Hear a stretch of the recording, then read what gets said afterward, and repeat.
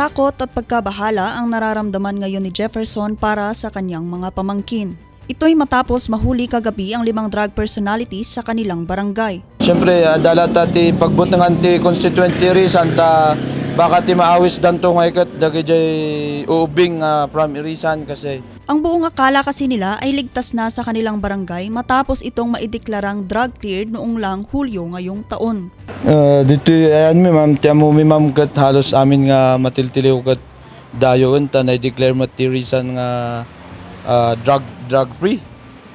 So nga adaman iti constituent siguro dito Irisan nga mahandamot nga full nga constituent Irisan isudakat kas la borders kasi kuma akas continue de programa tayo nga panagbanbantay tayo iti 32 purok iti amin nga residente tayo kat kailangan nga tuloy-tuloy nga banbantayan tayo apo ta dahil kinalawan ti Irisan kan adu ti exit adu ti entrance nagadumot ti agpapaupa ti Irisan nga balbalay takas na dyan nangyari idikalman kat agupupad na lang ngay.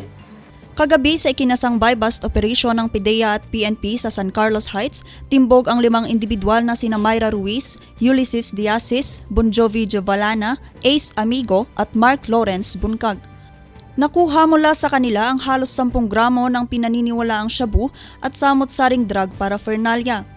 Dahil dito, pag-aaralan ng PIDEA kung babawiin nila ang titulo ng Barangay Irisan na drug cleared. Meron tayong proseso under the Barangay Drug Clearing Program na isinasagawa. So ang unang hakbang dyan is hihingin po natin yung action plan ng barangay, particularly yung Barangay Anti-Drug Abuse Council. No, hihingin natin ang kanilang explanation kung bakit may nakakapasok pa ring illegal drug activities sa barangay nila. So 60 days ang palugit para sa kanila para mag-submit ng explanation. Kung wala silang masubmit after 60 days, that's the time na pwede pong ma-revert yung kanilang drug cleared status into drug affected. Sa datos ng PIDEA Cordillera, lahat ng 128 barangay sa Baguio City ay drug cleared na at 4 sa mga ito ay naideklarang drug-free. Ito ay kinabibilangan ng Barangay Upper Dagshan, Lower General Luna, Country Club at Happy Hollow. Dumadaan sa proseso, magsasubmit sila ng mga dokumento and merong deliberation.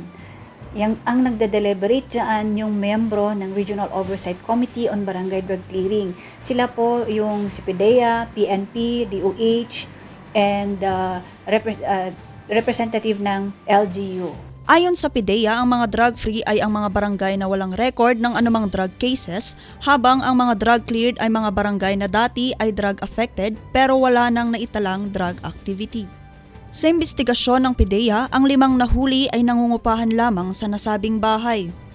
Lahat sila ay nahaharap sa kasong paglabag sa Republic Act 9165 o Dangerous Drugs Act of 2002 at nasa kustodiya na sila ng PIDEA.